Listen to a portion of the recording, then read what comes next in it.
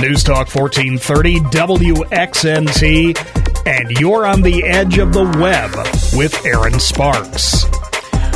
Welcome back. Hey, this is Edge of the Web with Aaron Sparks and John Thompson from Site Strategics. Just to let you know, what we're doing is continuing our discussion about paid advertising and how you can actually set up your first pay-per-click campaign and understanding what the different pieces are to make it a successful campaign.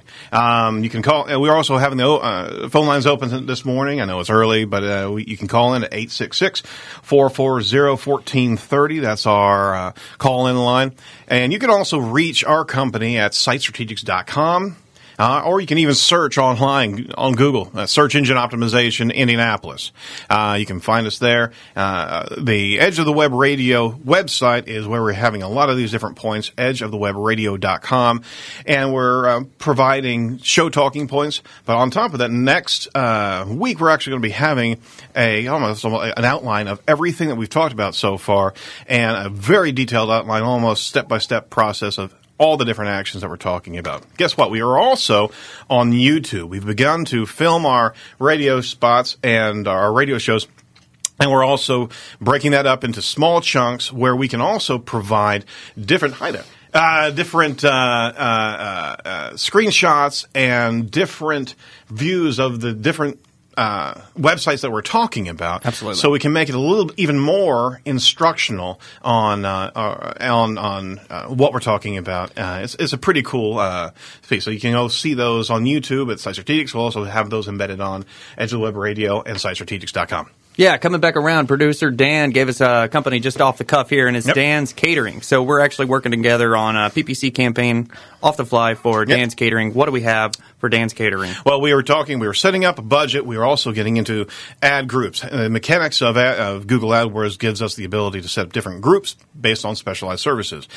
We were talking about different regions and having different ad groups delivering content, different ads to people that were searching for high-end catering in Carmel, high-end catering in Fishers, Zionsville. On top of that, you could even deliver different ad content into those, specializing on, and we were just talking to Dan during the break, different food offer. Because here's the deal, is that you want to get to a qualified user. Mm-hmm. And if people are typing in search queries that are too general, you may not be really matching up to what they're looking for. But if you put in the geotags, if you put in even if they're offering pulled pork, even have a pulled pork text ad is like high-end catering, pulled pork, what have you, in Noblesville.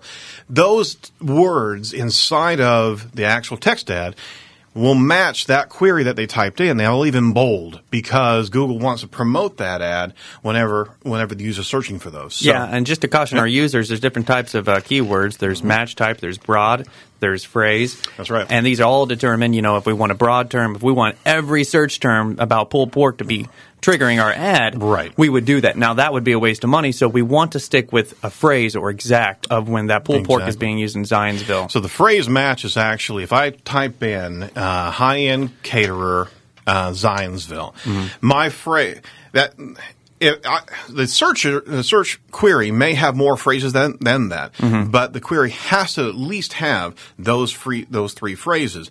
Not in that particular order, but they have to match. Right? An exact query, an exact match is literally that. It has to match exact what you're typing in as that search string. Otherwise, that ad doesn't fire. Right. Now, if that's the least expensive route to go, because obviously the odds are a good deal less that exact match is going to be there. But that's where you can also, if you go down to the granular level, you can really go through all the different phrases potential that people will be typing in and have that ad text and that ad delivered that's explicit to that particular term. And that's where clicks start happening more and more frequently. And one of the performing metrics of a good campaign is what's called CTR, or click-through rate. So what you're dealing with is the number of impressions divided by the number of actual clicks. And if you're lower than a percentage, then you're really not you're not delivering to the best market. Your ad's not getting clicked on where there is a market standard. A good performing ad is running around 2% 3% of the delivered ad to the impressions. So if you're operating at less than that, you need to really look at why that's not working, and that's where you can test out different ads. You can test out different delivery of different phrases. Absolutely. Yep. Key attributes, just to reiterate, it's accurate words, it's a well-performing ad, and jumping ahead, it's a well-tested landing page with an explicit call to action. That's moving outside of our. So we set up our AdWords, we set up our key phrases, we got our budget in place. Right. You let it roll. Now, do you send it to your home page? Do you send all the segmented? So I've got services in Zionsville I'm advertising for, in Carmel I'm advertising for, but do I send everybody, Dan, to the same home page? Now, contribute. I mean, I was just thinking, you do want to drive traffic to your homepage, and this whole conversation has gotten me thinking about search engines. If you can imagine like a funnel, when you go on the line and say, I'm catering, all the catering pours into this funnel. Once it's a huge amount, but what comes out at the bottom is a specific thing. That's where what you were talking about, Aaron, was the keywords are so important. That's right. So that's what's coming out of the bottom of that funnel is exactly what you want, and that's how you reach your target audience. Right. The ad text needs to match what the query is. But here's the next step. The landing page, the page that you actually send them to, also needs to meet that query. Now, if I've got a high-end caterer, Noblesville, and they took the bait on my ad, and they get to a page where they don't see the word Carmel or high-end catering, but they see a nice home page, I'm actually imposing on that user to do some additional decision-making to go find that service. Oh, okay, well, do they really do Carmel? Isn't it easier to actually take them to a page that explicitly says, we are high-end Carmel? If I'm segmented into different regions, different locales, I want to connect exactly what the searcher typed in. Via the ad, I want to have that resident on that page. And this is what we're talking about, landing pages. Where's the cheese? Where's the cheese? I don't want to hide my cheese, even for a caterer. I want to actually take them to a page where I'm talking about the menu items that we're serving Carmel, Indiana, even in this zip code. We have great testimonials from other Carmel activities that have used our service before. And that is all persuasive material to say, you know what, these guys are legitimate. They're just not fishing around in a particular region. They have dedicated content. They got a menu. They have testimonials. They've got some galleries of different places, different photo galleries of different recognizable events in Carmel. You see what I'm saying? All this works towards the persuasion of, John's got his hand up. Okay, sorry. The chair recognizes John. Break. No, absolutely. You want to make sure those landing pages are top notch, because if your message doesn't match your text, your user's going to leave. Absolutely. You have to have that message match your text. So sometimes sending traffic to your homepage is good, but what you'll be experiencing is what's called a bounce rate if you're not matching what the person's actually typed in. Now, this is paid traffic. You have to pay attention to, if you're paying for that lead, you want to make it as effective as possible. So the bounce rate is where people actually come to that site and don't go deeper into the pages. And effectively there, it's a vote of no confidence that you're really not who I thought you were whenever I clicked on that ad. Well, would that kind of depend on like your homepage? You've used the search engine. Say, okay, Dan's Catering, this looks good. You click on the homepage, and it says, welcome to Dan's Catering. You have made the right choice for what you want. And you list again, as you said, those key words.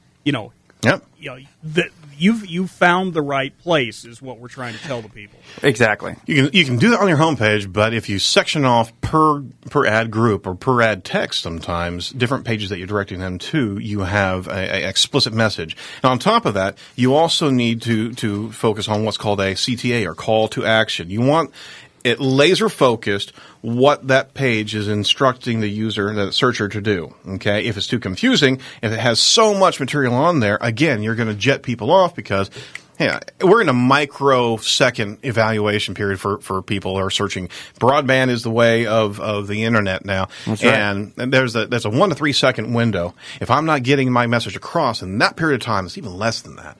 And if my page time doesn't come up, then the message is not there, or it's not understood where I'm directing them to go, then it's gonna prove fruitless. So a call to action is very important on guiding people to exactly what and to the point. Do the 6-foot test for your landing page. Print out that page that you have on your website and walk 6 foot. Place it on a wall and walk 6 foot away from it. If you can't see on that page that is absolute understood what you're wanting them to do from a graphic orientation on that page, your CTA, your guide, your next step that you're wanting them to do is not present there. That's right. Yep. Alrighty. Coming up, we're going to talk a bit about how to understand the performance of these search terms, these paid ads, and how to actually understand what's happening on your site. We're going to talk a little bit about your dashboard of tracking performance into the website. This is 1430 News Talk 1430 Edge of the Web Radio.